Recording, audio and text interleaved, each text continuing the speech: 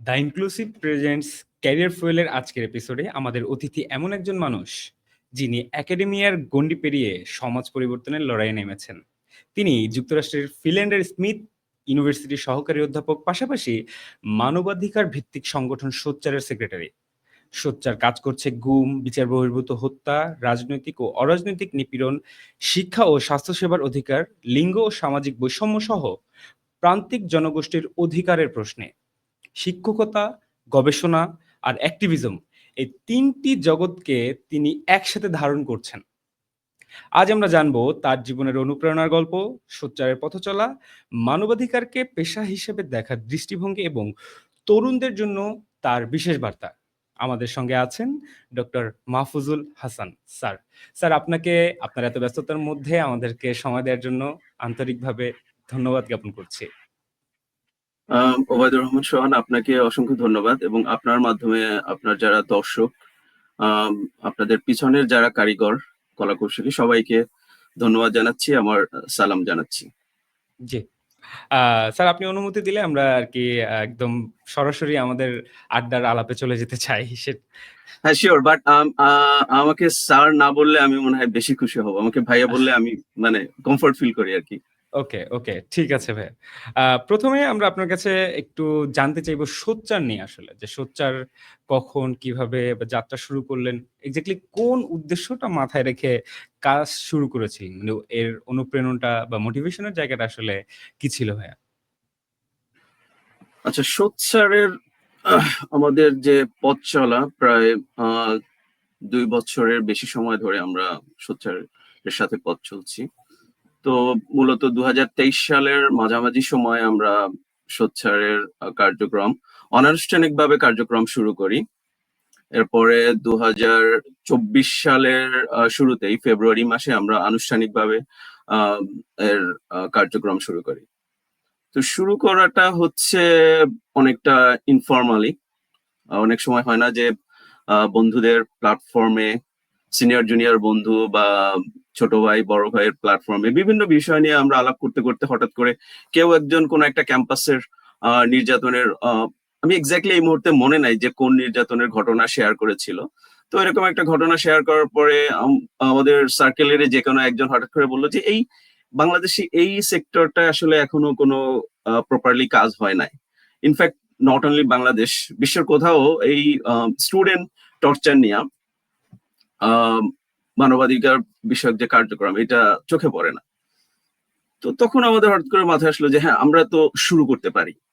এটা ছিল যে হঠাৎ করে শুরু করা। আর এর পিছনে যদি আমরা মোটিভেশনটা বলি, তাহলে যেটা দেখতে পাই যে স্টুডেন্ট টর্চার বা ক্যাম্পাস টর্চার এটা টোটাল ওয়ার্ল্ডে একটা ইউনিক। আপনি ইনফ্যাক্ট বাংলাদেশ, ইন্ডিয়া, পাকিস্তান, এই সাউথ এশিয়ান কয়েকটা কান্ট্রি ছাড়া আর কোথাও পাবেন না যে ক্যাম্পাসে, যেটা ক্যাম্পাসটা যখন আমি অধিকাংশ ক্ষেত্রে কি হয়, ক্যাম্পাসে যখন আসে স্টুডেন্টরা প্রত্যন্ত গ্রাম অঞ্চল থেকে, মানে মধ্যবিত্ত বা নিম্ন মধ্যবিত্ত ঘরের সন্তানেরা তাদের পরিবারকে ছেড়ে ক্যাম্পাসে আসে। ক্যাম্পাস তাদের is kind of second home. তারা অনেক আপনি আশা হচ্ছে যে ভরসা নিয়ে ভাইয়া আসে। সম্ভবত যে বাংলাদেশের পাবলিক বিশ্ববিদ্যালয়ের একটা প্রেক্ষাপটের কথা বলছেন, যে যারা এক্স্যাক্টলি, প্রথম বর্ষে। কারণ টর্চার গুলো মোস্টলি কিন্তু পাবলিক বিশ্ববিদ্যালয়ে ঘটতেছে। তো যখন স্টুডেন্টরা এরকম ক্যাম্পাসে আসে, অনেক আশা ভরসা স্টুডেন্টদের থাকে, স্টুডেন্টদের বাবা মায়েদের থাকে, তারা ক্যাম্পাসে আসে। আসার পরে কি হয়, এসে দেখে ভিন্ন এক পরিবেশ। এখানে যারা রাজনৈতিক দল, বিশেষ করে সরকারি দলের যে ছাত্র সংগঠন থাকে, যারা থাকে আর কি, হ্যাঁ, ক্ষমতাসীন দলের ছাত্র সংগঠন যারা থাকে, তাদের কাইন্ড অফ তারা ক্যাম্পাসের সবকিছু, শাহানশাহ, ক্যাম্পাসের রাজ তাদের হাতে। তাদেরকে উঠতে বসতে সালাম দিতে হবে। যদি সালাম কেউ নাও দেয়, তার জন্য টর্চার। কেউ যদি তাদের সংগঠনের বাইরের কোনো সংগঠনের সাথে সম্পৃক্ত থাকে, নির্যাতন। ছোটখাটো ইস্যু, মানে আমরা সোচ্চার সাথে কাজ করতে গিয়ে এমন সব সিলি ম্যাটার পেয়েছি যে যেগুলো মানে কোনোভাবেই বর্ণনা করা যায় না, কোনোভাবে মেনে নেওয়া যায় না। এই সব ইস্যু থেকেই কন্টিনিউয়াসলি ছাত্রদেরকে টর্চার করা হচ্ছে। এবং টর্চারের ধরনগুলো যদি আপনি দেখেন, ভয়াবহ, অমানবিক। ইনফ্যাক্ট আবরার ফাহাদের তার ইয়েস। আগে বাংলাদেশের অধিকাংশ মানুষ জানতোই না যে ক্যাম্পাসগুলোতে এই লেভেলের একটা টর্চার ভয়ঙ্কর হয়। টর্চার হয়, সেটা মানসিক হতে পারে, শারীরিক হতে পারে। এক্স্যাক্টলি, কেউ চিন্তা করতে পারতো না। আমরা কাজ করতে গিয়ে দেখেছি যে এমন ভাবে শুধু ছাত্রদের না, ছাত্রীদেরকেও আমরা এমন ভাবে এমনও পেয়েছি যে ছাত্রীদেরকে সারা রাত ধরে টর্চার করা হয়েছে। ছাত্রীদেরকে ওই যে পেন্সিল দিয়ে তার শরীরের সারা শরীর, ঠিক আছে, খুঁচিয়ে খুঁচিয়ে ক্ষত করা হয়েছে। শীতের রাতে, প্রচন্ড শীতের রাতে ছাত্রীদের গায়ে ঠান্ডা পানি ঢেলে দেওয়া হয়েছে। সম্পূর্ণ নগ্ন করে তাদেরকে ভিডিও ধারণ করা হয়েছে, যাতে করে তাদেরকে হুমকি দেওয়া ব্ল্যাকমেইলিং। হয়েছে, তুমি যদি এই যে টর্চারের কথা কাউকে বলো, তাহলে তোমার এই যে ভিডিওটা এটা আমরা ভিডিও লিক আমরা করে দেব। ইন্টারনেটে পাবলিশ করে দেব, লিক করে দেব। এক্স্যাক্টলি, এই লেভেলের টর্চার এটা আমরা বিশ্বের কোথাও খুঁজে পাইনি। তো এই যে একটা মানবিক পীড়া আমাদের মধ্যে, যে এই লেভেলের টর্চার, এটা কিভাবে সম্ভব? তো কিছু একটা করতে হবে, তো কিছু একটা করার ইচ্ছা, তারপর হচ্ছে দেশের জন্য কিছু একটা করার যে মোটিভেশন, এটা সবসময় ছিল, যেহেতু আমরা ইউএসএ তে আছি। তো আমাদের ওই সার্কেলটা যারা সবাই হচ্ছে ইউএসএ তে, most of them are PhD already completed, কেউ কেউ পিএইচডি করতেছে, সবাই ইউএসএ আছে। তো আমরা সিদ্ধান্ত নিলাম আমরা এই রিলেটেড কাজটা করব, এবং অনানুষ্ঠানিকভাবে 2023 সালের মাঝামাঝি শুরু করলাম, এবং 2024 সালের ফেব্রুয়ারি মাসে আমরা আনুষ্ঠানিকভাবে যাত্রা শুরু করি।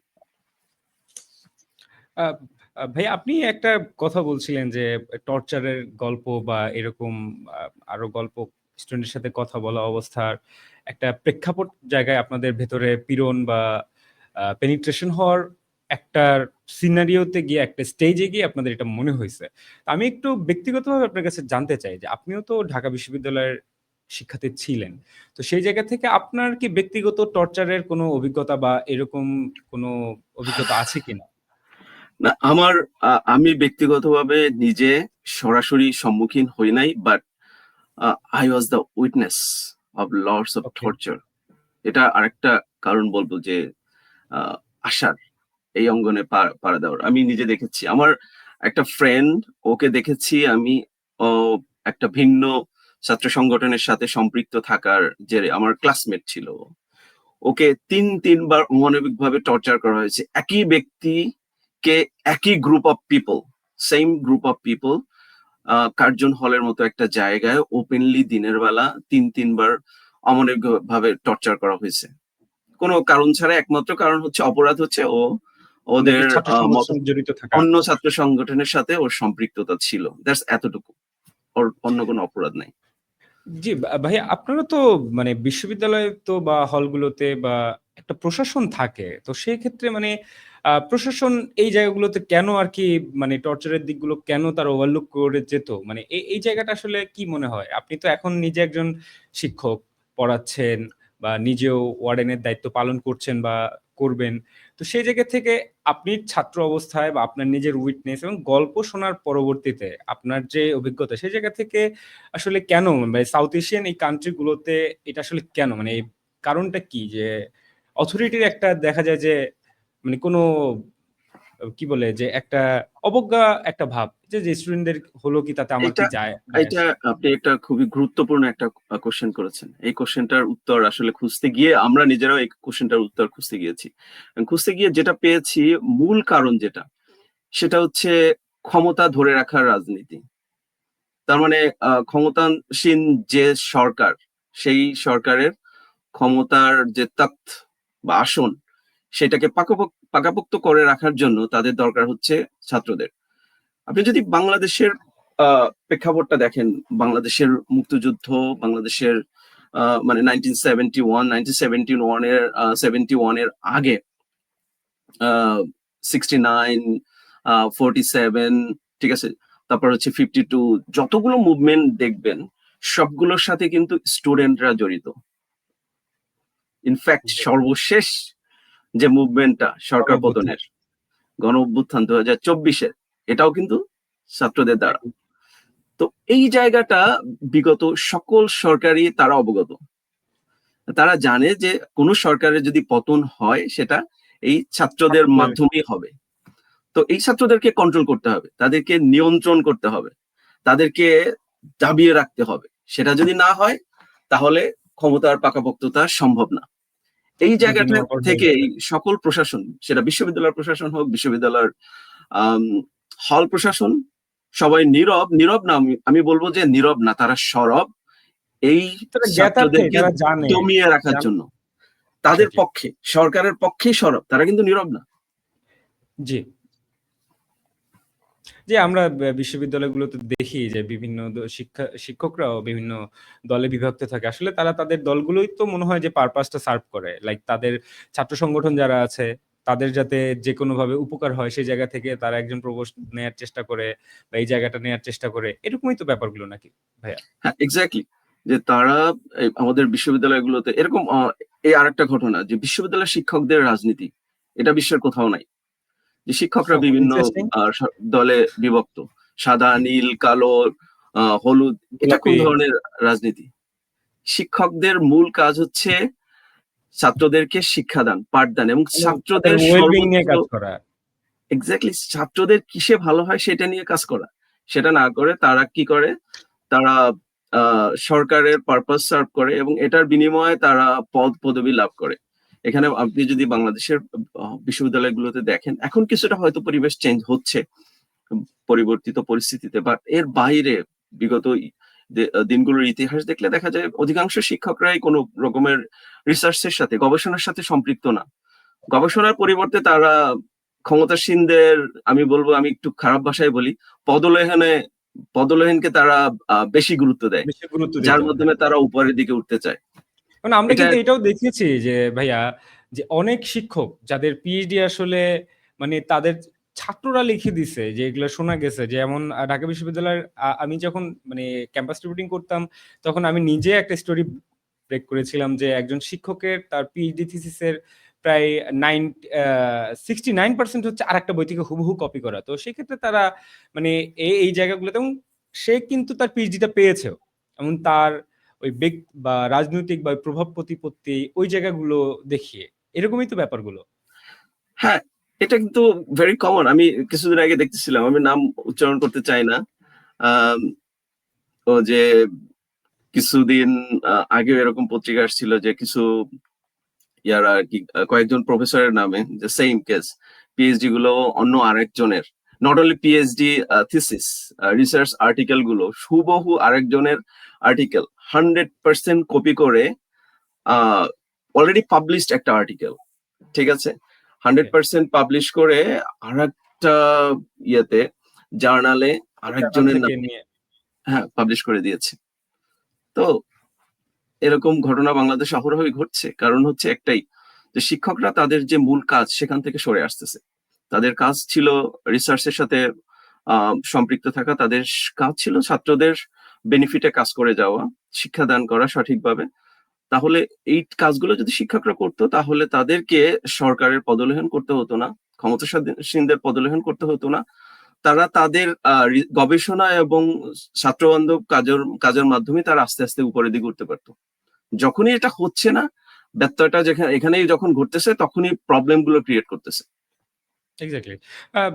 ভাইয়া একটা ব্যাপার আরকি, যে আপনি যেসব কাজের কথা বললেন যে আপনারা টর্চার নিয়ে কাজ করছেন, সেখানে সরকার দলের ছাত্র সংগঠন যারা ছিল ক্ষমতাসীন, তাদের তো মানে একটা মানে কি বলে যে ভালো একটা প্রভাব থাকতো। যেমন সাংবাদিকরা নিউজ করলেও তাদের উপরে একটা বিভিন্ন জায়গা থেকে দেখা যেত যে হাউস থেকে একটা প্রেশার যেত নিউজটা না তোলার ক্ষেত্রে, বা নিউজটা করছে ডিরেক্টলি ইনডিরেক্টলি সে অনেক ধরনের হুমকি পেত। তো এরকম আপনারা একটা সেনসিটিভ ব্যাপার নিয়ে কাজ করেছেন ২০২৩ সাল থেকে। একদম বলা চলে যে বিগত সরকারের একদম যে কি বলে যে অটোক্রেসির একদম, একদম চরম। কম, একদম টপ লেয়ারের টায়ারে যায় তখন তারা ছিল ওই সময়টাতে। তো সেই জায়গা থেকে আপনাদের তো অনেক নিশ্চয়ই চ্যালেঞ্জ থাকার কথা ছিল। তো সেই চ্যালেঞ্জ গুলো আসলে কিভাবে, কিরকম চ্যালেঞ্জ ছিল, বা সেগুলো কিভাবে আপনারা ওভারকাম করলেন? বা আপনাদের যারা আরকি ম্যান পাওয়ার ছিল, তাদেরই ওই সাহস বা ওই অনুপ্রেরণাটা আসলে কি ছিল? তো চ্যালেঞ্জ অবশ্যই, সকল কাজেই চ্যালেঞ্জ থাকে। আমাদেরকে কিছু না কিছু চ্যালেঞ্জের সম্মুখীন হতে হয়েছে এবং আমরা কাজ শুরু করার আগেই জানতাম যে কি কি চ্যালেঞ্জ আমাদেরকে ফেস করতে হবে। We are prepared for that. Okay. তো আমাদের জন্য সবচেয়ে বড় চ্যালেঞ্জ যেটা বলবো, যেহেতু আমরা দেশের বাইরে আছি, যারা সরাসরি এই কাজের সাথে সম্পৃক্ত, শুরু করেছিলাম। ইনফ্যাক্ট এখন আমাদের এই মুহূর্তে বাংলাদেশে একটা ছোট্ট টিম আমরা গড়েছি, যারা বাংলাদেশে থেকে আমাদের কাজগুলো সহযোগিতা করছে বা আমাদের সাথে আছে। But G, at the beginning কিন্তু আমরা যারা ছিলাম সবাই ইউএসএ তে ছিলাম।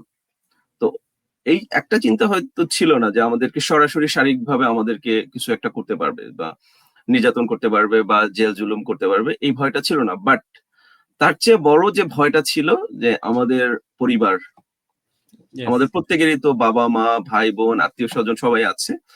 তো যে তাদের এদেরকে উপরে কোনো আমাদেরকে, হুমকি বা তাদের উপরে কোনো তাদের কোনো হ্যাঁ ইনসিকিউরিটির জায়গা তৈরি হতে পারে আরকি। এরকম আশঙ্কাগুলো হ্যাঁ, তো সবসময় এরকম ছিল বলতে এরকম ঘটনা তো ঘটেছে। আপনারা হয়তো জানেন, ইউএসএ তে বুয়েটের একটা ছেলে, তানজিল নামে একটা ছেলে, সে আহ, সাইদি সাহেবের পক্ষে একটা স্ট্যাটাস দেওয়ার ফলে তার মাকে হ্যারাস করা হয়েছে এবং পুলিশ তাকে গ্রেপ্তার করে দীর্ঘদিন দীর্ঘদিন জেলে পুরে রাখছে এবং সারা বাংলাদেশে এটা আলোড়ন তৈরি করছিল। এটা হয়তো আপনিও জানেন সাংবাদিক হিসাবে। Exactly sir. জি তো স্যার, আমরা এক্সাক্টলি স্যার। এরকম ঘটনার ভয় আমরা নিজেরাও পাচ্ছিলাম যে আমরা কাজ করার ফলে আমাদের পরিবার এরকম কিছু হবে পরিজনের কিনা। উপরে হবে। তো আমরা এইটা প্রিপেয়ার ছিলাম, তাদেরকে আগে থেকে তাদেরকে সাবধান করে দিয়েছি যে এরকম হওয়ার আশঙ্কা আছে।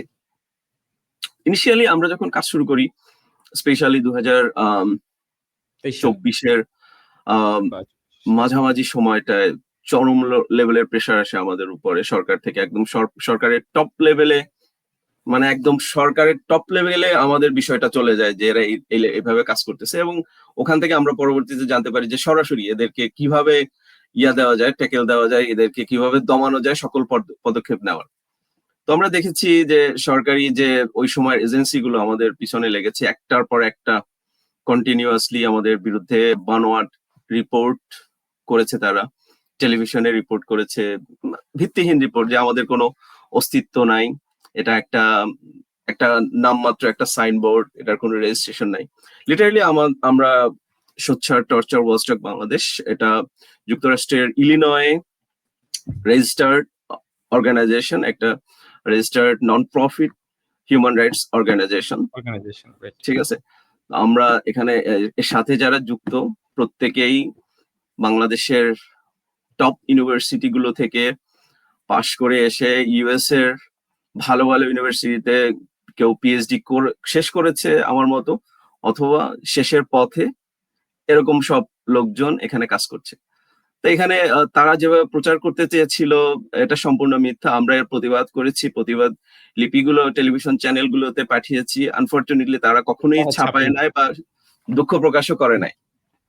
বাট আমরা প্রমাণ দিয়েছি যে তোমরা যে রিপোর্ট গুলো করেছে সম্পূর্ণ মিথ্যা। এই এই এই ডকুমেন্টস গুলো আমরা পাঠিয়েছি তাদের কাছে, but they didn't reply anything. জি ভাই। ভাই একটা ব্যাপার আরকি যে আপনি বলছিলেন যে আপনাদের ইলিনয় থেকে রেজিস্টার্ড সংগঠন। মানে আ বিদেশেও তো কাজ করছেন আপনারা। তো আসলে আন্তর্জাতিক পরিমণ্ডলে আ আপনাদের সাথে সহযোগী নেটওয়ার্ক গুলো কিভাবে কানেক্টেড আছে বা কিভাবে আপনারা কাজ করছেন? আচ্ছা, তো আন্তর্জাতিকভাবে আমরা মূলত যখন কাজ শুরু করি, শুরু থেকে আমাদের একটা টার্গেট ছিল যে আমরা কাজ করব বাংলাদেশের এই ক্যাম্পাস টর্চার নিয়ে, যেহেতু ক্যাম্পাস টর্চার বাংলাদেশের বাইরে খুব কম কান্ট্রিতে এক্সিস্ট করে।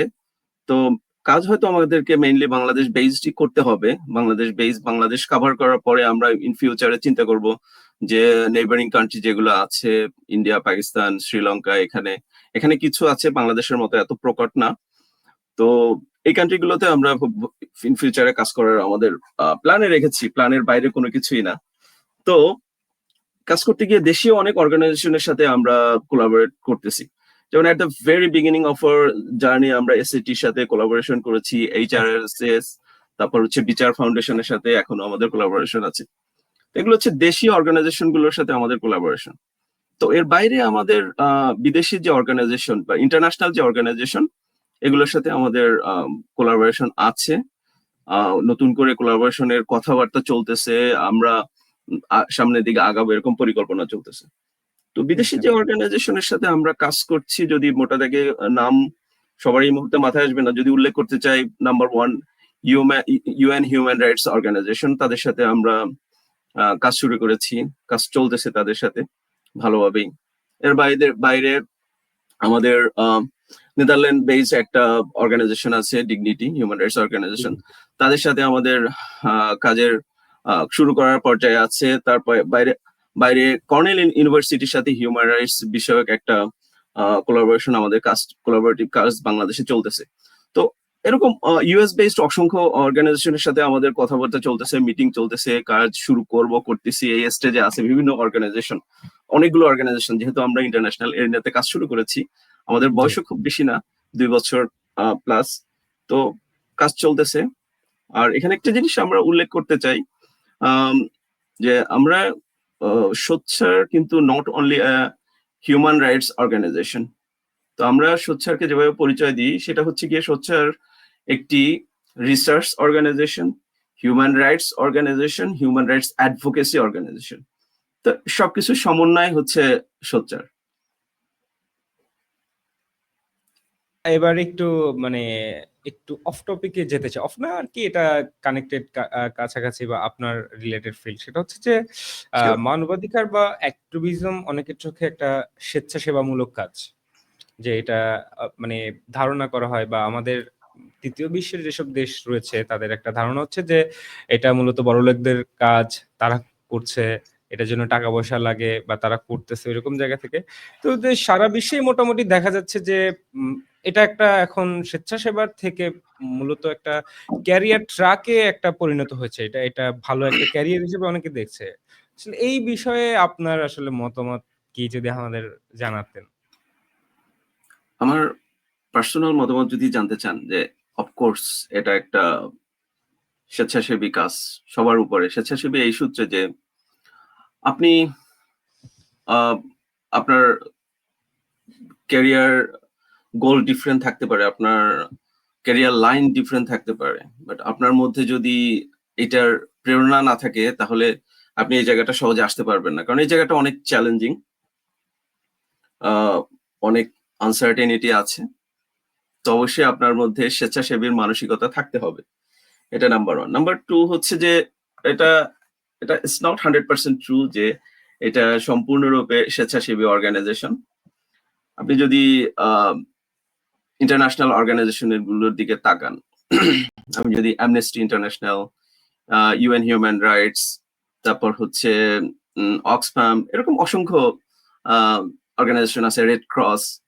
তো এগুলোর কিন্তু ক্যারিয়ার হিসেবে খুব ভালো জায়গা, যেখানে বাংলাদেশের মতো জায়গা থেকে আমি চিনি, আমার ফ্রেন্ড সার্কেলের অনেকে আছে যারা এইসব ইন্টারন্যাশনাল অর্গানাইজেশনে খুব ভালো বেতনে চাকরি করতেছে, যেটা বাংলাদেশে বসে আসলে পসিবল না এত ভালো স্যালারিতে ড্রিম জব, জব করা। রাইট ভাইয়া? এক্স্যাক্টলি। তো এটাকে শুধুমাত্র স্বেচ্ছাসেবী হিসাবে দেখলে চলবে না, বাট ট্রু, এটা ট্রু। কেউ যদি কারো যদি ট্রাকে না থাকে, কারো যদি সাবজেক্ট এটার সাথে অ্যালাইন না করে, তার জন্য শুরুতে হয়তো স্বেচ্ছাসেবার মাধ্যমে শুরু করলে বেটার হবে। বিভিন্ন ভাবে স্বেচ্ছাসেবামূলক কাজ করে বিভিন্ন বাংলাদেশ অর্গানাইজেশনে এরকম হ্যাঁ, কথা বাংলাদেশে অসংখ্য হিউম্যান রাইটস অর্গানাইজেশন আছে, তাদের সাথে স্বেচ্ছাসেবক হিসেবে যুক্ত থাকা, তাদের সাথে ইন্টার্নশিপ করা। স্পেশালি এই মুহূর্তে স্টুডেন্টদের জন্য তো আমরা একটা অনেক বড় অপরচুনিটি ওপেন করতে পেরেছি আলহামদুলিল্লাহ, যে বাংলাদেশের অসংখ্য ক্যাম্পাসে এখন আমাদের স্টুডেন্ট ক্লাব, সোচ্চারের স্টুডেন্ট ক্লাব এক্সিস্ট করতেছে, যার নাম হচ্ছে সোচ্চার স্টুডেন্টস নেটওয়ার্ক। এটা হচ্ছে সোচ্চারের, হ্যাঁ, সোচ্চারের সিস্টার কনসার্ন, যারা সরাসরি সোচ্চারের সাথে সম্পৃক্ত, বাট তারা ইন্ডিভিজুয়ালি প্রত্যেকটা ইউনিভার্সিটিতে, এই মুহূর্তে আমাদের প্রত্যেকটা ক্যাম্পাসে অর্গানাইজেশন নাই, কিন্তু আমরা বাংলাদেশের Dhaka university, Rajshahi university, SUST, Barishal, Chittagong সহ টোটাল 10টা ইউনিভার্সিটিতে আমরা এই ক্লাবটা করতে সক্ষম হয়েছি।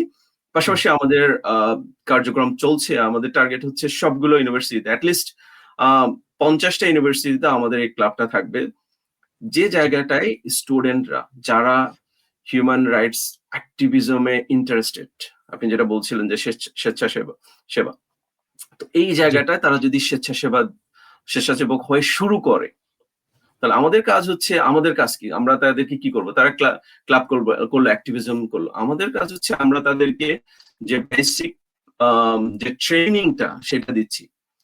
তো এখান থেকে কেউ একজন ট্রেইন আপ হয়ে ইন ফিউচার যদি আহ, এই ফিল্ডে জব করতে চায়, তার ক্যারিয়ার করতে চায়, তার জন্য ইজিয়ার হবে কম্পারেটিভলি। জি ভাইয়া, আমরা একদম পরিষ্কার হয়ে গেছি সোচ্চারের এই কাজের জায়গা থেকে। তো ভাইয়া একটা ব্যাপার যেমন হচ্ছে যে বাংলাদেশে অনেক ইন্ডিপেন্ডেন্ট অ্যাক্টিভিস্ট আছে। তো সেই জায়গা থেকে এইরকম ইন্ডিপেন্ডেন্ট অ্যাক্টিভিস্ট বাংলাদেশে মানে হাজার লাখেরও বিভিন্ন জায়গা বিভিন্ন ক্ষেত্র বিশেষে আছে। তো তাদের ক্যারিয়ারের বিষয়ে যদি আপনি যদি একটু গাইড করতে চান যে তারা এই অ্যাক্টিভিজমটাই তাদের যে এই শক্তি, অ্যাক্টিভিজম তো করার আসলে শক্তি সবার থাকে না বা সক্ষমতা মানসিক ওই স্টেজটা থাকে না। তো তাদের জন্য আপনি আসলে কি বলবেন যে তাদের কি অল্টারনেটিভ কোনো জবের দিকে যাওয়া উচিত বা তারা চাইলে এই সেক্টরটাকেই তাদের যে অ্যাক্টিভিজমের জায়গা এইটা দিয়েই তারা ক্যারিয়ার করতে পারে এরকম কি কোনো জায়গা বা আছে কি বা তাদের জন্য? অবশ্যই আছে, কেন নাই? আপনি এই মুহূর্তে যদি বাংলাদেশের ইনফ্যাক্ট এই ইন্টারিম গভর্নমেন্টের দিকে যদি তাকান, আপনি এই গভর্নমেন্টের পর তিনজনকে আমি জানি যারা সরাসরি হিউম্যান রাইটস অ্যাক্টিভিজমের সাথে জড়িত ছিল। আপনি জানেন হয়তো আদিলুর রহমান, তারপর হচ্ছে সিআর আবরার, জি, যারা দুজনেই মিজান আবরার। অধিকারের সাথে জড়িত ছিল। অধিকারের একজন president CR Abrar, Adilur Rahman secretary ছিলেন। জি, এদের অবস্থানটা দেখেন। আপনি যদি নূর খান লিটনের দিকে দেখেন, যিনি গভর্নমেন্টের গুম বিষয়ক যে কমিশন, সেই কমিশনের সদস্য, জি, তারা কিন্তু এই অ্যাক্টিভিজমের মাধ্যমে এখন এই জায়গাটায় আসছে। তো আমি এদের কথা এই কারণে বললাম যে নতুন প্রজন্ম যারা আসতে চায় তাদেরকে ইন্সপায়ার করার জন্য, যে এই সেক্টরটা অনেক বড়। আপনারা যদি কেউ এই সেক্টরে থাকতে চান, কাজ করতে চান, লেগে থাকেন, তো এটা আপনি দুই ভাবে করতে পারেন। আমাকে একজন আরকি মেসেজ করছিল যে তারা যদি এরকম চায় তাদেরকে কি সোচ্চার কি গাইড করবে কিনা বা ক্যারিয়ারের পাথ হইবে তাদের টাকার মানে অর্থনৈতিক যোগানটা কই থেকে হবে এরকম একটা বিষয় আরকি তারা মানে একজন আমাদের কাছে জানতে চাচ্ছিলেন আরকি। আচ্ছা, আপনি এটা যদি একটু বলতেন। এটা একটা গুড কোয়েশ্চেন, যে এখন এই একজন স্টুডেন্ট এই মুহূর্তে যে সে অ্যাক্টিভিজম করছে, সে পড়ালেখার পাশাপাশি অ্যাক্টিভিজম করতেছে, তো সেক্ষেত্রে তার কোনো সমস্যা নাই। সে ক্লাব করতেছে, শিখতেছে, জানতেছে, এর সাথে সম্পৃক্ত আছে। তো ইউনিভার্সিটি লাইফ শেষ করে সাথে সাথে সে এই সেক্টরে ট্রুলি বাংলাদেশ, ইনসাইড বাংলাদেশ এখনো অনেক অর্গানাইজেশন আছে, অনেক এনজিও আছে যারা কাজ করতেছে। এই এনজিও গুলোতে তারা প্রায়োরিটি পাবে কেউ যদি অলরেডি ট্রেন আপ হয়। ঠিক আছে? তো কেউ যদি চায় সরাসরি জব করার সুযোগ আছে। পাশাপাশি কেউ যদি এরকম চিন্তা করে যে না, আমি এটা আমার প্রাইমারি জব হিসেবে নিব না, আমি প্রাইমারি জব হিসেবে আমার সাবজেক্ট রিলেটেড কোনো জবকেই আমি প্রায়োরিটি দেব, পাশাপাশি আমি এই কাজটিকে প্যারালালি করব। লাইফের কোন একটা পর্যায়ে যদি মনে করি আমি হ্যাঁ সুইচ করতে পারি, এটা হতে পারে। যেমন আমি আমার পার্সোনাল আমার কথা বলি, আমি কিন্তু এটার সাথে সম্পৃক্ত, এটা হিউম্যান রাইটস অ্যাক্টিভিজম করছি, বাট এইটা কিন্তু এই মুহূর্তে আমার প্রাইমারি ক্যারিয়ার না। জি। আপনি জানেন আমার আমি আমি প্রাইমারি এর ক্যারিয়ার। সাথে আপনাকে একটু মানে মানে আমি মনে হলো কিউরিওসিটির জায়গা থেকে যে আপনি তো মূলত একজন আমি ভুল না করে থাকলে যে ভাই আপনি তো রসায়ন পড়ান, রসায়নের শিক্ষক। পিএইচডি এক্স্যাক্টলি, করেছেন একদম পিওর সায়েন্টিফিক সেকশনে। তো একাডেমিক এক্স্যাক্টলি। রিসার্চ থেকে হিউম্যান রাইটস অ্যাক্টিভিজম এ আসলে মানে কিভাবে ব্যালেন্স হয় বা এর কিভাবে হয় আরকি? আমি এটাই একটু জানতে চাই আরকি। এটা এটা একটা ইন্টারেস্টিং কোশ্চেন, সত্যি কথা। এটা ভিন্ন ভিন্ন লোক হয়তো ভিন্ন ভিন্ন আনসার দেবে, আই এম সিওর। বাট আমার কাছে যদি জানতে চান, আমি এটার উত্তর দেব হচ্ছে, আমি আমার যে কেমিস্ট্রি রিসার্চ থেকে আমি শিখতেছি হিউম্যান রাইটস। তো প্রশ্ন আসতে পারে তাহলে কিভাবে? কেমিস্ট্রির হ্যাঁ, হ্যাঁ, দুইটা না জানতে চাচ্ছিলাম যে কেমিস্ট্রি রিসার্চ দুইটা কিভাবে দুইটা ডিফারেন্ট শি জিনিস। Different, that's true, different. আমরা এক্সাক্টলি সেম জিনিস জানতেছি না বা শিখতেছি না, বাট আমি একটা আইডিয়া পাচ্ছি। কিরকম? আমরা যখন আমি মূলত হচ্ছে আমার রিসার্চ ফিল্ড যেটা, সেটা হচ্ছে ক্যান্সার ড্রাগ ডিসকভারি। ক্যান্সারের ঔষধ নিয়ে আমি গবেষণা করে ক্যান্সারের ঔষধ তৈরি এবং ডেভেলপ যেটাকে বলি, সেই কাজটা আমি করেছি, স্টিল নাও করছি। তো এই কাজটা যখন করি, আমাদের প্রথম কাজ যেটা থাকে, একটা যেকোনো একটা টপিকের উপরে আমরা এক্সট্রিম লেভেলের মানে রিগোরাস গবেষণা চালাই। ঠিক আছে? Number 1 research. আমাদের রিসার্চ করতে হয় যে এই টপিকটার উপরে কি কি আছে, এখানে কি কি প্রবলেম আছে। প্রবলেম গুলো ফাইন্ড আউট করে, ফাইন্ডিংস গুলো আমাদের জরুরি। ঠিক আছে, এরপর আমরা কি করি, এখান থেকে যে ডেটা গুলো পাই অ্যানালাইসিস এর মাধ্যমে, সেই ডেটা গুলো আমরা রেকর্ড করি, ডেটার রেকর্ড। ঠিক আছে, ডেটা রেকর্ডের একটা পর্যায়ে গিয়ে আমাদের কি হয়, এই বিষয়গুলো আমাদেরকে পাবলিশ করতে হয়, পাবলিকেশন করতে হয়। এই পরবর্তীতে পাবলিশ করলাম না করলাম বা পাবলিশের মাঝামাঝি আমাদের এই রিসার্চটাকে সামনের দিকে এগিয়ে নেওয়ার জন্য আমাদের ফান্ডিং এর জন্য অ্যাপ্লিকেশন করতে হয়। তো এই যে টেমপ্লেট, আমি যদি বিষয়বস্তুটাকে বাদ দিই, টেমপ্লেট গুলোকে যদি নিয়ে আসি, আমার human rights activism pretty much similar. আমরা যখন হিউম্যান রাইটস অ্যাক্টিভিজম করি, কাজ করি, গবেষণা, এটা একটা বিশাল গবেষণার একটা সেক্টর। আমরা ফাইন্ডিংস গুলো খুঁজে বের করার চেষ্টা করি যে আসলে কি কারণে এগুলো টর্চার গুলো হচ্ছে, কি কি এলিমেন্টস এর পিছনে আছে। ঠিক আছে, এগুলো আমরা রেকর্ড করি। ঠিক আছে ভাই, আপনি একটা বিষয় আর কি বলছিলেন যে মানে এটা একটার সাথে রিলেটেড বা মানে একদম রসায়ন বা এই আপনার রিসার্চের সঙ্গে মানে আমি আসলে একটু ব্যাপারে একটু বোঝার জন্য জানার জন্য, সেটা হচ্ছে যে দুইটা তো দুই দর্শন। লাইক আপনি অ্যাক্টিভিজমের জায়গায় যখন আমি ফোকাস করতে যাচ্ছি, সেক্ষেত্রে কি আমার ওই বা আপনার ওই জায়গাটা কি এই ফিল্ডটাকে মানে প্রভাবিত করে কিনা, বা আপনি যখন আপনার গবেষণার ক্ষেত্রে যাচ্ছেন তখন কি আপনার এই যে অ্যাক্টিভিজমের এই জায়গাটা, এইটা কি আবার এটাকে প্রভাবিত করে কিনা, এরকম কি কোনো ব্যাপার আছে কিনা? আম, এটা একটা চ্যালেঞ্জিং বিষয়, সত্যি কথা। কারণ হচ্ছে আম, আমার পার্সোনালি আমার ক্ষেত্রে অনেকগুলো বিষয়কে একসাথে আমার হ্যান্ডেল করতে হয়।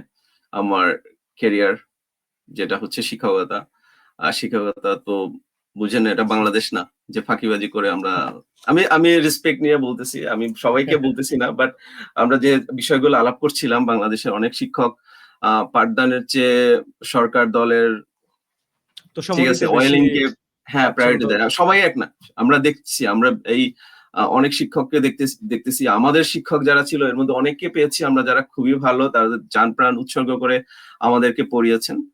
তো কিছু কিছু শিক্ষক, আমি উল্লেখ করবো যে কিছু শিক্ষকের কিছু ইয়ার সুযোগ, মানে ফাঁকিবাজির ইয়াটা আছে, সুযোগটা আছে বাংলাদেশে। এই এনিওয়ে, সংখ্যাটা তো বোধহয় এখানে মানে খুব কম, মানে এই সংখ্যাটা কম, তাই মনে হচ্ছে কম আর কি। বেশি এটা নিয়ে ডিবেট হতে পারে, কম বেশি বা হ্যাঁ, 50-50। হ্যাঁ, এটা এক্সাক্ট বুঝলি। ডাটা বলাটা মুশকিল, বাট মানে যেটা বলছিলাম হ্যাঁ, যে আমাদেরকে এখানে স্টুডেন্টদেরকে 100% সার্ভিস দিতে হয়, স্টুডেন্টদের কেন্দ্রিক আমাদেরকে থাকতে হয়, নাম্বার ওয়ান। নাম্বার টু হচ্ছে গিয়ে পাশাপাশি আমি শুধু এই যে আমার যে শিক্ষকতা পেশা প্লাস হচ্ছে হিউম্যান রাইটস অ্যাক্টিভিজম তা না, আমি একজন আহ বাবা, আমার দুইটা ছোট ছোট ছোট বাচ্চা আছে, আমার ফ্যামিলি আছে দেশে, বাংলাদেশে আমার ফ্যামিলি আছে, টাইম দিতে হয়। প্লাস হচ্ছে আমি একজন উদ্যোক্তাও। ঠিক আছে, আমি চেষ্টা করছি ছোটখাটো বিজনেস করার, যেহেতু মানে শিক্ষকতা মহান পেশা, বাট এই পেশাটা ওয়ার্ল্ড ওয়াইড একটা জিনিস ট্রু, সেটা হচ্ছে স্যালারি বা কম্পেনসেশন কম্পারেটিভলি একটু লো হয়, এটা সব বিশ্বের সব জায়গায় সমান। তো পাশাপাশি যেটা বলতেছিলাম, আমি একজন উদ্যোক্তা। তো উদ্যোক্তা। অনেক, উদ্যোক্তা। তো অনেকগুলো বিষয় আমাকে একসাথে মানে হ্যান্ডেল করতে হয়, সো ইটস আসলে ভাই নট এত ইজি। কিছু আর কি মানে মানে মানে একটা মানুষ আসলে এত কিছু ব্যালেন্স করে কিভাবে, মানে আমি একটু বোঝার জন্য বুঝতে চাচ্ছি, যেমন আমরা তো এখন মিড ক্যারিয়ারে যাচ্ছি, বা মানে আমার জানার জন্য বা আমাদের দর্শকদের জানার জন্য বা যারা স্টুডেন্ট আছে, যে আসলে এটা যেমন একটা আমি যদি উদাহরণ দিতে চাই আর কি, যে আমাদের দেশে শিক্ষকরা সাধারণত আমরা যেটা দেখি যে তার ক্লাস শেষ, সে হয়তো যদি প্রাইমারি বা হাই স্কুলের টিচার হন বা কলেজ পর্যন্ত আমি বলছি, যে তার ক্লাস শেষ, উনি হয়তো তার টিউশন আছে, তার ব্যাচে পড়ায় আরকি আমাদের শিক্ষকরা। এটা করছেন। তো সেক্ষেত্রে আপনি বলছেন যে আপনি বিদেশে পড়াচ্ছেন। আ সো কল্ড আমরা যাদেরকে উন্নত দেশ বলি আরকি, সেই দেশের একটা ইউনিভার্সিটিতে পড়াচ্ছেন। সে অবস্থায় থাকাও মানে আপনি আবার একটা ব্যবসায়ের দিকে ঝুঁকছেন। মানে এটা আসলে কিভাবে হয়? মানে এটা কি আসলে না আমার জানা নাই যে আসলে এটা কিভাবে হয়?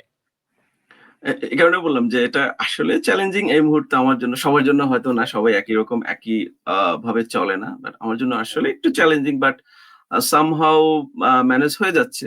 তো সেক্ষেত্রে আমি চেষ্টা করি আহ, দৈনিক কিছু সময় আম, আমার যেহেতু শিক্ষকতা প্রপার রেগুলার যে স্কেডিউল এটা তো মেনটেন করতে হয়। এর বাইরে কিছু সময় আমি চেষ্টা করি আমার হিউম্যান রাইটস অ্যাক্টিভিজমের জন্য রাখতে, আর কিছু সময় আমার বিজনেসের জন্য রাখতে, আর বাকি সময়টা তো আসলে পরিবারের সম্পূর্ণরূপে আমার ছেলে মেয়ে আমার পরিবারের জন্য। তো রেগুলারিটি রাখতে হয় আর কি। যদি আমি সম্পূর্ণরূপে আমার অ্যাক্টিভিজম ছেড়ে দিই, একদম খোঁজ খবর রাখি না, না রাখলে তাহলে এই জিনিসটা হয়ে যাবে, প্রপারলি ফাংশন করবে না। এটা এমন এক জিনিস। দ্বিতীয় হচ্ছে যে সেম অ্যাজ বিজনেস, আমি যদি আমার বিজনেসের আমার হয়তো আমি ফিজিক্যালি এটার সাথে ইনভলভ হই না, ঠিক আছে, আমার ফিজিক্যালি কাজ করতে হয় না, কিন্তু লাইক আমাকে প্যাসিভ টেক ইনকামের কেয়ার, মতো এরকম কি কিছু ভাইয়া? হ্যাঁ টেক কেয়ার করতে হয় আমাকে। আমার এই বিজনেসে যারা ইনভলভ আছে সামনের দিকে সরাসরি, তাদেরকে টেক কেয়ার করতে হয়, ঠিক আছে, তাদেরকে গাইড করতে হয়। এটা একটা ম্যাটার। তো দৈনিক সব দিকে একটু একটু করে সময় ডিস্ট্রিবিউট করতে হয়। সো এখানে সবচেয়ে বেশি ইম্পর্টেন্ট যে সময়ের যে ডিস্ট্রিবিউশন, টাইমের ডিস্ট্রিবিউশন, এটা ইম্পর্টেন্ট, যে আমি কিভাবে করতেছি টাইম ম্যানেজমেন্ট। সো আমরা বাংলাদেশে থাকতে এই জিনিসটা আসলে ফিল করি না, যে আমরা ছোটবেলা থেকে একটা জিনিস জেনে আসছি যে টাইম ইজ মানি, কিন্তু বাংলাদেশের একজন স্টুডেন্টকে বা একজনকে জিজ্ঞেস করলে টাইম ইজ মানি এটা মিলে না বাংলাদেশের, অনেস্টলি বাংলাদেশের প্রেক্ষাপটে মিলে না। কিন্তু আপনি যদি ইউএসএ বা ডেভেলপড কোনো কান্ট্রিতে আসেন, আপনি ফিল করবেন যে literally time is money. And এখানে একজন ব্যক্তি তার 1 ঘন্টা এক্সপেন্ড করলে 1 ঘন্টার এগেনস্টে সে একটা হ্যান্ডসাম একটা অ্যামাউন্ট আর্ন করতে পারে। যে কোনো ব্যক্তি তার একটা ফার্স্ট জব করতেছে, জব শেষে সে ক্যালকুলেশন করলো, জব শেষ করার পরে আমার বাসায় ফেরার আগে আমার হাতে 3 ঘন্টা আছে, আমি চাইলে 3 ঘন্টা কোনো এক জায়গায় স্পেন্ড করে আর্ন করতে পারি। কিভাবে? যে কোনো একটা স্টোরে বা যে কোনো এক জায়গায় আমি পার্ট টাইম একটা জব করলাম, এই অপরচুনিটিটা এখানে আছে, অ্যাভেইলেবল। তো এখানে চাইলে স্পেন্ড করতে পারেন এবং আপনি এখান থেকে আর্ন করতে পারেন। So time is money is true for this country, not only this country, I mean US, এরকম হয়তো ডেভেলপড কান্ট্রির অনেক জায়গায় এটা ট্রু। বাংলাদেশের জন্য আসলে লিটারালি আমরা ছোটবেলা বা ছেলেবেলায় এটা ফিল করি নাই যে কিভাবে টাইম ইজ মানি। এটা আমরা হয়তো রিটরিক অর্থে নিয়েছি, কিন্তু লিটারালি ইটস ট্রু। বা আপনি যেভাবে বলছিলেন যে আসলে মানে এটা তো মনে হয় একটা যে মানে এখন বাংলাদেশি মাইন্ডসেটের জায়গা থেকে আমি জেনারেলাইজ করে বলতে পারছি না, বাট যেহেতু আমিও একজন বাংলাদেশি মানে তরুণ, আমি ইউনিভার্সিটি গ্রাজুয়েট, তা আমার যেরকম চিন্তা বা আমি ওই জায়গা থেকে যদি বলি যে এদের কাছে এটা মনে হয়, আমাদের কাছে এটা মনে হতে পারে যে একটা রোবোটিক জীবন। মানে বিষয়টা আসলে মানে এই থিঙ্কিংটা আমাদের মধ্যে কেন আসে? আমি জানি না। এটা আমরা তো এমন না যে আমরা রোবটের মতো চলতেছি। আমরাও লাইফকে যতটুকু সম্ভব সব সম্মিলিত সবকিছু নিয়ে আমরা এনজয় করতেছি আর কি, সবাইকে নিয়ে, সবার সাথে, বন্ধু বান্ধব, ফ্যামিলি, বাংলাদেশে যারা আছে সবার সাথে একসাথে চলতেছি।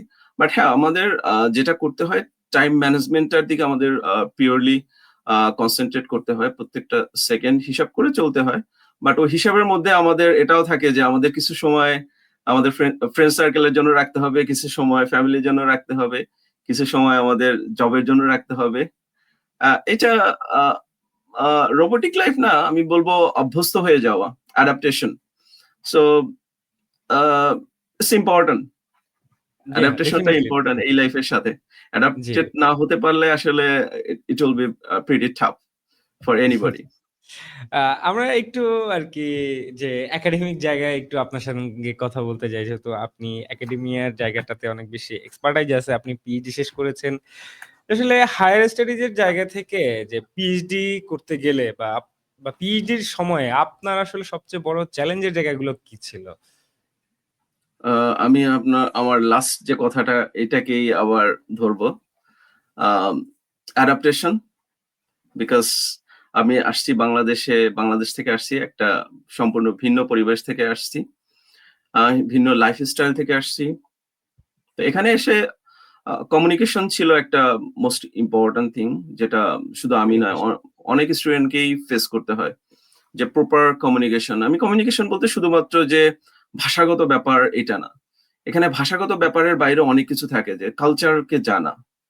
আপনি যদি আপনি হয়তো ইংলিশে অনেক এক্সপার্ট, আপনার স্পিকিং অনেক ভালো, কিন্তু আপনি যদি ওদের আমেরিকান কালচারটা না বুঝতে পারেন তাহলে প্রপারলি কমিউনিকেট করতে পারবেন না, ইনস্পাইট অফ কালচারাল শক লাগবে অনেকের আমেরিকায় গিয়ে। এক্স্যাক্টলি। এখানে অনেক কিছু আছে। ওরা আমেরিকানরা অনেক জলি, ওরা প্রচুর ফান করে কথার মধ্যে, প্রচুর মানে স্লাং অনেক সময় ইউজ করে। তো এই জিনিসটা আপনি যদি শুরুতে ধরতে না পারেন তো you feel like little bit awkward, কি হচ্ছে। তো এই জি। জায়গাটা communication is very important at the beginning. এই চ্যালেঞ্জটা আমার মনে হয় অনেককেই ফেস করতে হয়। আর এর সাথে অ্যাডাপ্টেড হওয়া, অ্যাডাপ্টেশন যেটা বললাম, যে নিজেকে এই এদের সাথে মানিয়ে নেয়া। মানিয়ে নিয়ে নিজেকে গড়ে তোলা, এটা ইম্পর্টেন্ট। এটা হয়তো আমার ক্ষেত্রে একটু চ্যালেঞ্জিং ছিল, হয়তো সবার জন্য না, বাট আমি এখনো ফিল করি এটা it was a big challenge for me. Definitely, হ্যাঁ। আর আপনি তো একটা সময় স্টুডেন্ট ছিলেন, বা আপনি এখন যেই আপনার যে বর্তমান অবস্থান, আপনি যখন নিশ্চয়ই অনার্স শেষ করেছেন বাংলাদেশে, বা মাস্টার্স শেষ করেছেন বা শুরু করছেন, সেই জায়গাটা নিশ্চয়ই এক ছিল না। তো আমি যদি আপনাকে বলি যে একজন শিক্ষার্থীর মনস্তাত্ত্বিক দৃষ্টিভঙ্গির জায়গা থেকে স কেউ যদি বিদেশে ক্যারিয়ার গড়তে চায় বা পড়াশোনার জায়গা থেকে যেতে চায়, তো আপনি ওই স্টুডেন্টকে বা ওই স্টুডেন্টদেরকে আপনি আসলে কি পরামর্শগুলি দিবেন?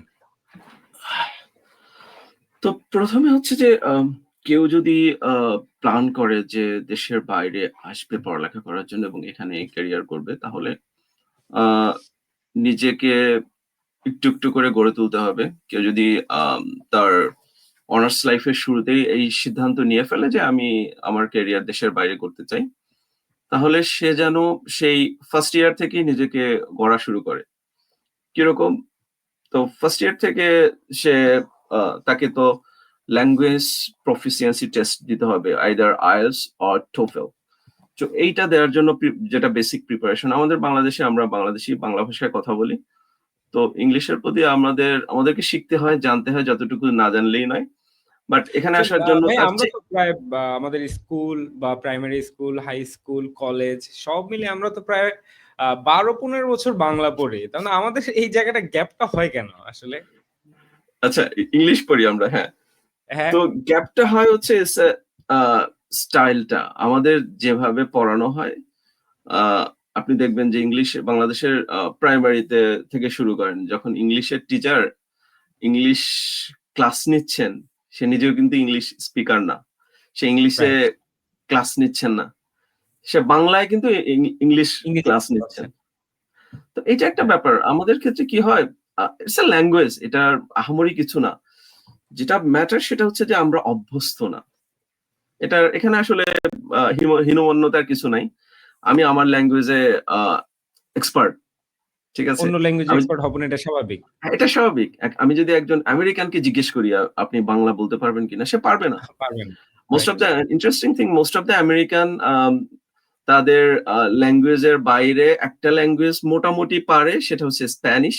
স্প্যানিশ। এর বাইরে, হ্যাঁ, তাদের স্কুল কলেজে একটা ল্যাঙ্গুয়েজ নিতে হয়, পড়তে হয় ১ বছর বা ২ বছরের জন্য, যে কারণে তারা স্প্যানিশটা নেয়। But they are not fluent like us. আমরা ইংলিশে বা আদার ল্যাঙ্গুয়েজে, আপনি যদি বাংলাদেশিদেরকে জিজ্ঞেস করেন, most of the Bangladeshi at least কয়েকটা ল্যাঙ্গুয়েজ সম্পর্কে আইডিয়া থাকে। নাম্বার ওয়ান, বাংলা তো আছি, তারপর অ্যারাবিক আমরা অ্যাটলিস্ট পড়তে পারি, হ্যাঁ, ফ্লুয়েন্টলি দেখে, কথা দেখে না বল, বুঝতে পারবেন। অ্যাটলিস্ট পড়তে পারি। এটাও একটা কোয়ালিটি। তো এটা এটা খুব করতে পারি। আপনি জিজ্ঞেস করবেন অধিকাংশ বাঙালি উর্দু, হিন্দি এই দুইটা ভালোভাবে বুঝে। কেউ খুব ফ্লুয়েন্টলি রাইট। কথাও বলতে পারে। কথা বলতে না পারলেও যারা না পারে এটলিস্ট তারা বুঝে। কথা বললে একজন অনেক বুঝতে ক্ষেত্রে পারে। বলারও চেষ্টাও করে যে সেটা চেষ্টাও করে ভাঙাচোরা হোক। ভাঙা হ্যাঁ, ভাঙা ভাঙা আম আ ইয়েতে আ উর্দুতে বা ওকে। হিন্দিতে কথা বলতে পারে। রাইট। তো ইংলিশে আমরা মোরালেস একদম যে খারাপ সেটাও আমি বলব না। আমরা কথা এটলিস্ট কমিউনিকেট করতে পারি। তো দেখেন, একজন স্টুডেন্টের কিন্তু অনেকগুলো এক্সপার্টাইজ। তো ইনফ্যাক্ট আমি যখন আমেরিকানদের সাথে কথা বলি যে ওরা যে ২-৪ টা ওয়ার্ড জানি বা বলতে পারে এরকম ল্যাঙ্গুয়েজের, ওরা অনেক সময় ফ্রেন্ডদের সাথে কথা হয় না এরকম কতগুলো ল্যাঙ্গুয়েজ। আমি জি, জি। যখন বলি যে হ্যাঁ, এই ল্যাঙ্গুয়েজে এইগুলো আমি ২-৪ টা কথা বলতে পারি। তো ওরা সারপ্রাইজ হয়ে যায়, হাউ ইজ ইট পসিবল? আমরা তো আমাদের ইংলিশের বাইরে কিচ্ছু জানি না। তো আমাদের ইন্টারেস্টিং। এখানে হীনমন্যতার কিছু নাই। আমরা ওদের চেয়ে বেটার পজিশনে অলরেডি আছি। তো যেটা আমাদের গ্যাপ আছে বা লিমিটেশন আছে যে আমরা যেহেতু বাংলা স্পিকার, আমরা ইংলিশে এতটা ফ্লুয়েন্ট না। আমাদের শিক্ষকদের কথা যদি বলি, তারাও এখানে তাদেরকে ছোট করার জন্য বলছি না, আম, স্বাভাবিক বাংলা ভাষায় ভাষাভাষী হওয়ায় তারা ছোটবেলা থেকে আমাদের যে শিক্ষকরা ইংরেজি পড়িয়েছেন তারা বাংলা ভাষায় কথা বলে ইংলিশটাকে বুঝিয়েছেন। ইনফ্যাক্ট আমরা যখন ইংলিশটা শিখি আমরা কিন্তু ট্রান্সলেট রাইট। করে করে শিখি। এই যে প্রবণতাটা, এই এক্সাক্টলি। জায়গাটা হচ্ছে গ্যাপটা, ডিফারেন্সটা। ভাইয়া, তো আপনি হচ্ছে যে ভাষাগত জায়গায় একটা গুরুত্বপূর্ণ জায়গা টাচ করলেন। আমি জানতে চাই যে ইজ ইট এনাফ, মানে না, টু গেট এটা এনাফ স্কলারশিপ? না। এটা হচ্ছে একটা পার্ট। আমি যেটা বললাম রাইট। যে হ্যাঁ, তাকে শুরু করতে হবে যে ইংলিশ ফ্লুয়েন্সির জন্য আস্তে আস্তে সে ভোকাবুলারি গুলা শিখুক, রুলস গুলা জানুক, স্পিকিং প্র্যাকটিস করুক একা একা অল্প অল্প করে। সে যদি একটা স্টুডেন্ট যদি ফার্স্ট ইয়ার থেকে সে প্রিপারেশন নেওয়া শুরু করে, at the end of the honors or master সে দেখবে কমপ্লিটলি ফ্লুয়েন্ট। তার জন্য সে যদি আইএলটিএস দেয়, আইএলটিএস এ যদি স্পিকিং এ 7 পায়, that's good enough, or a little bit less 6.5 also acceptable, but better at least 7। এটা একটা জিনিস। দ্বিতীয় হচ্ছে যে যেহেতু দেশের বাইরে আসতে চাইলে গবেষণা ভেরি ইম্পর্টেন্ট, রিসার্চ করতে হবে, বাট ইটস নট ম্যান্ডেটরি যে বাংলাদেশে আন্ডারগ্রাডে বা মাস্টার্স এ রিসার্চ থাকতেই হবে। বাট কেউ যদি তার ক্যারিয়ার এখানে গড়তে চায় এবং সে যদি আগে থেকেই রিসার্চের প্ল্যান করে কিছু রিসার্চ বাংলাদেশে শুরু করে, এখন বাংলাদেশে অনেক ইউনিভার্সিটিতে সব প্রফেসর হয়তো কাজ করে না, রিসার্চ করে না, বাট অনেক প্রফেসর তারা করে, অনেস্টলি করে, ডেডিকেশন ডেডিকেশন তারা করতেছে। তো ওইসব শিক্ষকদের সাথে সম্পৃক্ত হয়ে কিছু গবেষণার হাতেখড়ি হলো, যদি সম্ভব হয় কিছু পাবলিকেশন যদি করতে পারে, this will be like extra qualification, extra benefit এর জন্য পাবে, but it's not necessary is mandatory. সেই পাবলিকেশন থাকা বা গবেষণাটা এটা ম্যান্ডেটরি না। কেউ যদি কোনো রিসার্চ নাও করে, কোনো পাবলিকেশন নাও থাকে, তাহলেও সে প্রবলেম হবে না। বাট পাশাপাশি যেটা খেয়াল রাখতে হবে যে রেজাল্টটা যেন অ্যাটলিস্ট একটা স্ট্যান্ডার্ড থাকে, নট নেসেসারি ভেরি হাই হতে হবে। সে আউট অফ 4 কেউ যদি 3.25 এর অ্যাবাভ থাকে, দ্যাটস প্রিটি মাচ একটা মার্জিনাল। সে সব জায়গায় আর কি মোটামুটি অনেক জায়গায় সে অ্যাপ্লাই করতে পারবে। আর এর বাইরে যদি কারো এক্সট্রা অর্ডিনারি থাকে 3.5, 3.9 বা 4 আউট অফ 4, দ্যাটস ট্রেমেন্ডাস, খুবই ভালো, বাট ইটস নট ম্যান্ডেটরি। অনেক আমি জানি ফাইন্যান্সিয়াল জায়গাটা একটু বলবেন কিনা, মানে যে টাকা পয়সার ব্যাপারটা নিয়ে আমাদের তো ফাইন্যান্সিয়াল ট্রুলি বাংলাদেশ থেকে আমরা যারা আসি এদের 90% ফাইন্যান্সিয়াল কন্ডিশন ভেরি, মানে কি মিডল বলবো, ক্লাস, ভেরি ভেরি লোয়ার লো। মিডল ক্লাস ফ্যামিলি থেকে আমরা লোয়ার সবাই মিডল যাই। ক্লাস ফ্যামিলি থেকে আসি। তো এটার জন্য যেটা সবচেয়ে বড় বেনিফিট আমরা পাই সেটা হচ্ছে গিয়ে আমাদের বাংলাদেশিদের ইউএস এর ইউনিভার্সিটি গুলোতে একটা ভালো রেপুটেশন আছে। তো যখন কোনো বাংলাদেশি স্টুডেন্ট ইউএস এর ইউনিভার্সিটি গুলোতে অ্যাপ্লাই করে, মোস্ট লাইকলি তাদের স্কলারশিপ পাওয়ার যদি অন্য সকল ক্রাইটেরিয়া যদি ফিট হয়, যদি রিকোয়ারমেন্ট গুলো ফুলফিল হয়, তাহলে তাদের স্কলারশিপ পাওয়ার প্রবাবিলিটি ভেরি হাই। ট্রুলি আমি দেখেছি ইন্ডিয়ান স্টুডেন্টদের সাথে আমাদের কম্পেয়ার করেছি, ইন্ডিয়ান স্টুডেন্টরা অনেক আসে, অসংখ্য স্টুডেন্ট আসে, বাট আমি দেখলাম যে ইন্ডিয়ান পাকিস্তানিদের তুলনায় বাংলাদেশিদের রেট, যেটা স্কলারশিপ পাওয়ার রেট ভেরি হাই। কারণ ইন্ডিয়ান স্টুডেন্ট দেখা যায় একটা সেমিস্টারে আসে, একটা ডিপার্টমেন্টে 50 জন স্টুডেন্ট আসলো ইন্ডিয়ান, তার মধ্যে হয়তো স্কলারশিপ পেলো 10 থেকে আমাদের 15 জন। ভাই আমাদের মানে বাংলাদেশিদের মধ্যে একটা ধারণা আছে যে ইন্ডিয়ানরা মার্কেট দখল করে নিচ্ছে। আসলে এই জায়গাটা তাহলে ট্রু না, মানে আমি কি এভাবে বলতে পারি, বা অতটা এটা না? ইন্ডিয়ানরা দখল করতেছে, দ্যাটস ট্রু, বাট বাংলাদেশিরা আমি বলবো ইন্ডিয়ানদের চেয়ে, ইটস মাই পার্সোনাল অবজারভেশন, হয়তো I might be wrong, others ইউনিভার্সিটিতে সিচুয়েশন ডিফারেন্ট, বাট আমি আমার ইউনিভার্সিটি, আমি দুইটা ইউনিভার্সিটির স্টুডেন্ট ছিলাম at a time, university of Arkansas Little Rock, আচ্ছা university of Arkansas for medical science. আমার দুইটা ইউনিভার্সিটিতে আমার পিএইচডি মূলত এই দুইটা ইউনিভার্সিটিতে combination. It's kind of rare, বাংলাদেশে এগুলো চিন্তা করা যায় না, বাট ইউএসএ সবই পসিবল। তো দুইটা ইউনিভার্সিটিতে আমি দেখেছি যে স্কলারশিপ রেট বাংলাদেশিদের বেশি। ইন্ডিয়ানরা আসতেছে, ইন্ডিয়ান আমাদের ইনফ্যাক্ট ইউএলআর এর কিছু ডিপার্টমেন্ট আছে যেখানে ইন্ডিয়ানরা ভরে গেছে, প্রচুর ইন্ডিয়ান, বাট আমি বলছি স্কলারশিপের কথা স্পেসিফিকলি। ওকে। স্কলারশিপ রেট আমি দেখেছি যে ইন্ডিয়ান এত স্টুডেন্টের মধ্যেও বাংলা ইন্ডিয়ান আসছে, একটা ডিপার্টমেন্ট আছে আমাদের এখানে, ইনফরমেশন সায়েন্সের একটা ডিপার্টমেন্ট আছে, ইনফরমেশন কোয়ালিটি, যেটা অল টাইম ইন্ডিয়ান দ্বারা ভরপুর থাকে। 100 জন স্টুডেন্টের মধ্যে প্রায় 70%, 70 জনই ইন্ডিয়ান।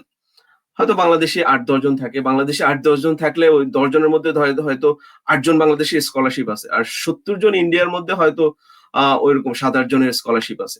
তো অ্যাগেন্স্ট 70 ইন্ডিয়ান স্টুডেন্ট যদি 8-10 জন স্কলারশিপ থাকে আর বাংলাদেশি 10 জনের মধ্যে 8 জনই থাকে, তো রেট সেটা অনেক অবভিয়াসলি হাই। বাংলাদেশিদের অনেক হাই, অনেক।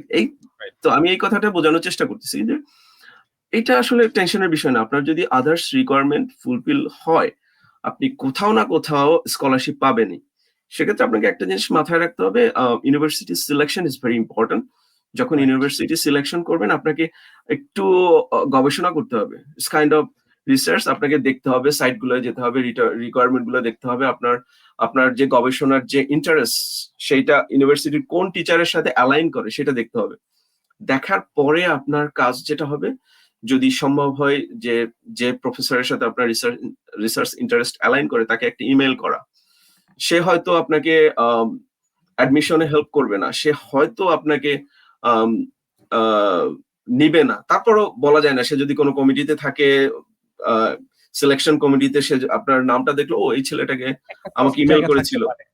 হ্যাঁ, এটা হতে পারে, ঠিক আছে। তো এইটা করা, ইউনিভার্সিটি প্রপার ইউনিভার্সিটি সিলেক্ট করা, এবং পাশাপাশি যখন ইউনিভার্সিটি সিলেক্ট করবে, স্টুডেন্টরা যেন এটা মাথায় রাখে, কেউ যেন একটা কি দুইটা ইউনিভার্সিটি সিলেক্ট করে বসে না থাকে। তাকে একটা ক্রাইটেরিয়া মেনটেন করতে হবে যে আমি আমার সিজিপিএ মোটামুটি ভালো আছে 3.5, আমার আইএলটিএস স্কোর আছে 7, তো আমি বেশ আপার লেভেলের কিছু ইউনিভার্সিটি অ্যাপ্লাই করি, মিড লেভেলের কিছু করি। তো যেটা হয়, ইন কেস আমি 2-3টা ভালো ইউনিভার্সিটি, 2-3টা মিড লেভেল ইউনিভার্সিটি অ্যাপ্লাই করলাম, ইন কেস কোনোটাই হলো না, এটা প্রবলেম। তো তার জন্য স্টুডেন্টদের একটা স্ট্র্যাটেজি মেনটেন করা উচিত। সেটা হচ্ছে যে 3 ক্যাটাগরির ইউনিভার্সিটি সিলেক্ট করা: হাই লেভেলের, মিড লেভেলের, লোয়ার লেভেলের, ঠিক আছে। তো সে তার টার্গেট হয়তো হায়ার লেভেলের ইউনিভার্সিটিতে যাওয়া, বাট স্টিল নাও তার যদি তার যে ব্যাকগ্রাউন্ড যদি খুব স্ট্রং ব্যাকগ্রাউন্ডও হয়, মানে 100% ইয়ার জন্য, যে আমি কিছু ইউনিভার্সিটি একদম লো লেভেল ইউনিভার্সিটি অ্যাপ্লাই করলে আমার হবেই, আমি নিশ্চিত, ঠিক আছে, ওইরকম 1-2টা ইউনিভার্সিটিতে বা একাধিক ইউনিভার্সিটিতে যেন অ্যাপ্লাই করে রাখে। তাহলে ইনকেস যদি প্রথম লেভেলের 2টা ইউনিভার্সিটি থেকে মিসও হয়, তাহলে অ্যাটলিস্ট আসতে পারবে ইউএসএ। আর ইউএসএ আসার পরে যেটা হয়, প্রত্যেকটা স্টুডেন্টদের জন্য অপরচুনিটির ডোর ওপেন হয়ে যায়। তখন it's pretty much easier to move from one university to another university. Right. ওকে।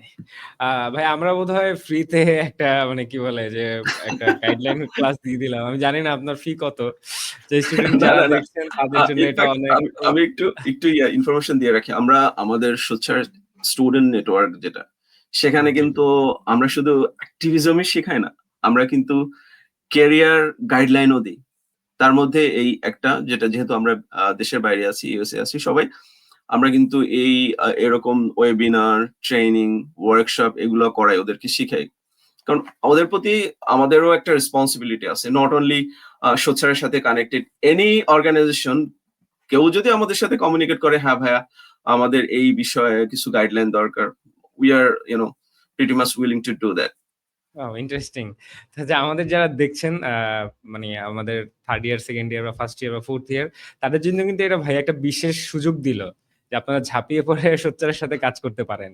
তাহলে হয়তো আপনাদের জন্য আরো অনেক উইন্ডোজ ওপেন হয়ে যাবে কি বলে যে সম্ভাবনার। তবে আমরা একটু জাম্প করে আবার একটু সোচ্চারের দিকে যেতে চাই। আর আমরা প্রায় শিওর। একদম আমাদের প্রোগ্রামের শেষের দিকেও চলে আসছি। আমরা হয়তো 1টা বা 2টা বিষয় নিয়ে একটু সংক্ষেপে কথা বলে আরকি আমরা শেষ করে দিব।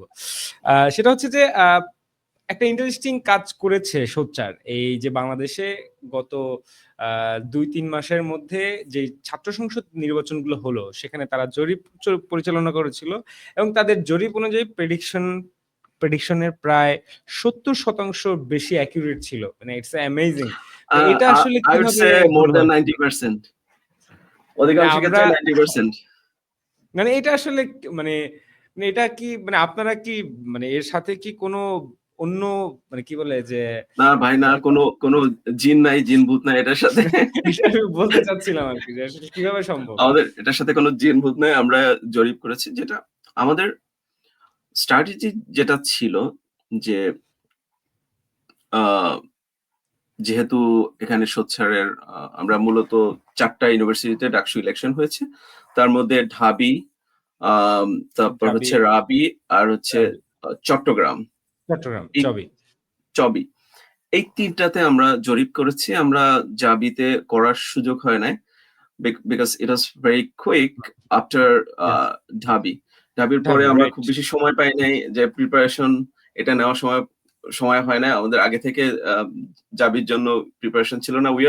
মানে আমরা একটু কনফিউজ ছিলাম যে জাবির যে সামগ্রিক অবস্থা হবে কি হবে নাই, প্রিপারেশন মাঝখানে আচ্ছা, ওইটা মিস এটা হয়ে গেছে। আদার দ্যান দোলাচলের দ্যাট মধ্যে আমরা, ছিল।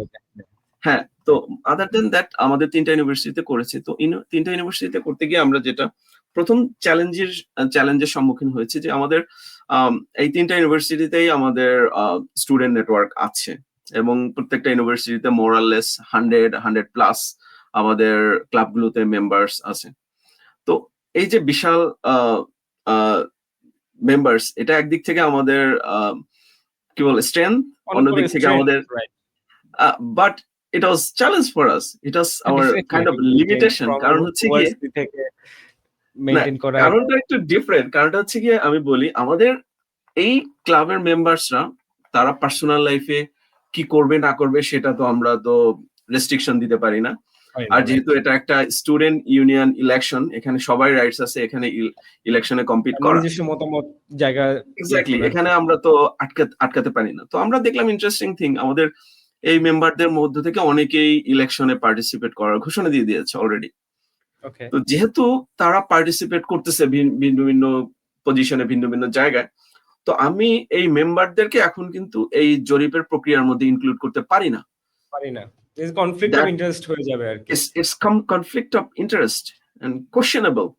তো এটা ডেফিনিটলি। ডেফিনেটলি কোশ্চেন অ্যারাইজ করবে। তো আমাদেরকে এটাকে পুরো বাইপাস করে আমাদেরকে চিন্তা করতে হলো যে কিভাবে আমরা এই এট এ টাইম সম্পূর্ণ জরিপটা কমপ্লিট করতে পারি, এবং এদেরকে আপনারা কি আমরা যেন ফ্রিল্যান্সার হায়ার করেছিলেন কিনা ভাইয়া? এক্স্যাক্টলি আমাদেরকে ফ্রিল্যান্সার হায়ার করতে হয়েছে, এবং আমরা পাবলিক গ্রুপে, ইউনিভার্সিটির যে গ্রুপগুলোতে ওকে। ওপেন গ্রুপে আমরা অ্যাডভার্টিজমেন্ট করে সাধারণ ছাত্রছাত্রীদেরকে আমরা হায়ার করেছি, এবং আমরা চেষ্টা করেছি যেন সকল লেভেলে ছাত্রছাত্রীদেরকে জরিপের আন্ডারে নিয়ে আসা। সব সে ক্লাসের রেসিডেন্ট, ক্লাস্টারের জায়গা নন থেকে, right. Resident, male, female, Muslim, Hindu, Buddhist, others, okay, different all the halls, university সবগুলো হল থেকে যেন, মানে আমাদের one of the most important ক্রাইটেরিয়ার মধ্যে ছিল যে all kinds of representation was there, Yeah, and yes.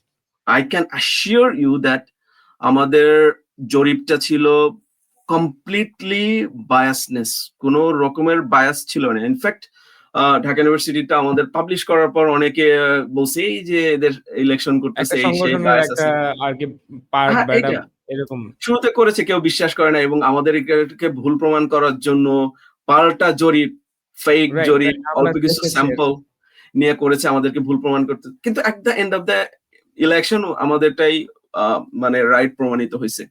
আর আরেকটা ব্যাপার হচ্ছে, আমাদের স্যাম্পল সাইজ ছিল কিন্তু অনেক বড়। আমরা 200, যেটা আমরা 250, দেখেছি 300, অনেক বেশি ছিল আরকি। মানে এটা অ্যারাউন্ড 1000, ক্লোজ টু 1200 1000 ছিল। 1300 এরকম হ্যাঁ, দেখেছি সো আরকি। আপনি যখন স্যাম্পল সাইজ বড় হবে, প্লাস হচ্ছে আপনার অল কাইন্ড অফ রিপ্রেজেন্টেশন থাকবে, আর বায়াসনেস অবশ্যই থাকতে পারবে না। তো আমাদের কখনোই বায়াসনেস ছিল না, যে কারণে আমাদেরটা অ্যাকুরেসিটা বেশি ছিল আরকি। হ্যাঁ, এক্স্যাক্টলি। এটা বলতে পারি। জি। হ্যাঁ। ভাই আমরা একদম প্রায় আমাদের শেষ পর্যায়ে চলে আসছি। আমরা হয়তো একদম শেষ কথা বলে এটা শেষ করতে চাইবো আরকি। যে বাংলাদেশের একটা বিষয় নিয়ে আরকি কথা বলতে চাই। সেটা হচ্ছে যে আমরা দেখি যে কিছুদিন পরপরই বাংলাদেশের শিক্ষকরা বিশেষ করে বিভিন্ন যেমন হচ্ছে যে ইবতেদায়ী, প্রাথমিক, তারপর হাই স্কুলের শিক্ষকরা আন্দোলনে যাচ্ছেন আসলে। তো মানে আপনি আসলে একজন শিক্ষক হিসাবে এবং বাংলাদেশী একজন বংশোদ্ভূত মানুষ হিসাবে আপনি আসলে এই বিষয়টাকে কিভাবে মূল্যায়ন করবেন? যদি সংক্ষেপে বলেন আমাদেরকে। আমি বলবো যে শিক্ষকদের যে মূলত সুযোগ সুবিধা নিয়েই তো আন্দোলনগুলো হয়। তো ওয়ার্লড ওয়াইড শিক্ষকদের সুযোগ সুবিধা কম্পারেটিভলি আদার জবের তুলনায় কম। এটা শুধু বাংলাদেশ না। আমি ইউএসএ তে আছি। ইউএসএ তে আদার্স জবগুলোর সাথে আমি যদি ইন্ডাস্ট্রিতে যেতাম, আমি যে সেলারি পেতাম, আমি শিক্ষকতায় এসে সেই সেলারি কম পাচ্ছেন। পাচ্ছি না। বাট তারপরেও আমি এই শিক্ষকতার মহান পেশায় চুজ করেছি। আম কারণ হচ্ছে অনেক। একটা হচ্ছে যে সম্মানের জায়গা, আরেকটা হচ্ছে প্যাশনের জায়গা। ২ টাই। জি, আপনি ইন্ডাস্ট্রিতে থেকে যে টাকা কামাই করতে পারবেন, সেই টাকা দিয়ে আপনি হয়তো ভালোভাবে থাকতে পারবেন। কিন্তু একাডেমিয়াতে যে সম্মানটা পাবেন সেই পাওয়া সমান যাবে না। সম্মান আপনি পাবেন না। তো এটা একদিক। এটা একটা মেন্টাল স্যাটিসফ্যাকশন এর জায়গা আমার। হয়তো অনেকেই এটা সেই সূত্রে চুজ করবে। আরেকটা হচ্ছে যে আ মহান পেশা। আমার ভাবতে ভালো লাগে যে আমি ছাত্রদেরকে তাদের I'm training them to make that dream to happen. তাদের স্বপ্নকে ছোঁয়ার কাজে আমি সহযোগিতা করতেছি। এটা ভাবতে ভালো লাগে। আমার অসংখ্য ছাত্র অনেক জায়গায় ভালো জায়গায় যাচ্ছে। এটা ভাবতে ভালো লাগে। তো সাথে বাংলাদেশের নিজের শিক্ষকরা একটা গর্বেরও জায়গা আরকি এরকম। এক্সাক্টলি। তো এটা বাংলাদেশের শিক্ষকদের জন্য ট্রু। বাট বাংলাদেশে আমার মনে হয় যে আ আ সুযোগ সুবিধা একটু বেশি কম। কম। হ্যাঁ, তো আমি সরকারের প্রতি থাকবে, অনুরোধ থাকবে সরকার যেন তাদের বিষয়টা বিবেচনা করে। আর শিক্ষকদের প্রতি অনুরোধ থাকবে, হ্যাঁ, আপনাদের আ আ সুযোগ সুবিধা কম বাট এত বেশি আন্দোলনে গেলে পাঠদান যেটা মূল উদ্দেশ্য আমাদের সেটা ব্যাহত হবে। তো সরকার যদি একটু সদয় হয় বা বিবেচনা করে তাহলে শিক্ষকদেরও আসলে নামার প্রয়োজন নাই এই মুভমেন্টে। তো উভয় পক্ষের একটা আলোচনার মাধ্যমে যদি সমাধান হয় এটা বেস্ট। আন্দোলনে নামাটা আসলে অনভিপ্রেত শিক্ষকদের জন্য। এটা আমরা আশা করি না। জি ভাইয়া। যে নামার আ জন্য নামার মতো সিচুয়েশন ক্রিয়েট হোক সেটাই আশা করি না আসলে। জি ভাইয়া। আমাদের সাথে আজকে অনেক সময় দিয়েছেন। যার জন্য আরকি আ মানে আমাদের ইনক্লুসিভ এর ক্যারিয়ার ফুয়েল টিমের পক্ষ থেকে আপনাকে ধন্যবাদ জানাচ্ছি ভাইয়া। যে আপনার এত ব্যস্ততার মধ্যে আমাদেরকে যে আপনার মানে এত বড় একটা সময় দিয়েছেন। কৃতজ্ঞতা প্রকাশ করছি আপনার প্রতি। দর্শক, আ আমরা আবারও আসছি আগামী বৃহস্পতিবারে নতুন শো, নতুন গেস্ট নিয়ে। ততক্ষণ আমাদের সাথেই থাকুন। ধন্যবাদ।